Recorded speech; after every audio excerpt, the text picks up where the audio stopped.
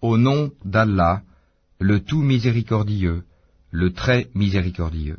Par ceux qui arrachent violemment, et par ceux qui recueillent avec douceur, et par ceux qui voguent librement, puis s'élancent à toute vitesse, et règlent les affaires, le jour où la terre tremblera au premier son du clairon, immédiatement suivi du deuxième, ce jour-là il y aura des cœurs qui seront agités d'effroi, et leurs regards se baisseront.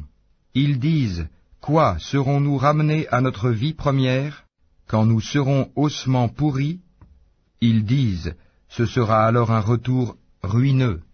Il n'y aura qu'une sommation, et voilà qu'ils seront sur la terre ressuscités. Le récit de Moïse t'est-il parvenu? Quand son Seigneur l'appela, dans Towa, la vallée sanctifiée, va vers Pharaon, vraiment il s'est rebellé.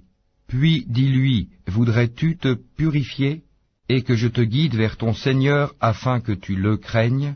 Il lui fit voir le très grand miracle. Mais il le qualifia de mensonge et désobéit. Ensuite il tourna le dos, s'en alla précipitamment, rassembla les gens et leur fit une proclamation, et dit, c'est moi votre Seigneur, le Très-Haut.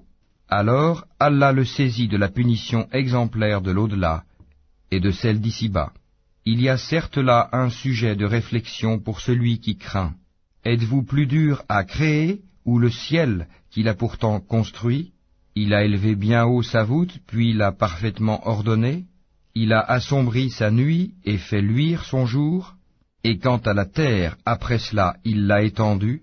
Il a fait sortir d'elle son eau et son pâturage.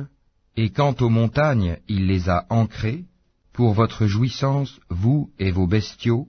Puis, quand viendra le grand cataclysme, le jour où l'homme se rappellera à quoi il s'est efforcé, l'enfer sera pleinement visible à celui qui regardera. Quant à celui qui aura dépassé les limites et aura préféré la vie présente, alors l'enfer sera son refuge. Et pour celui qui aura redouté de comparaître devant son Seigneur et préservé son âme de la passion, le paradis sera alors son refuge.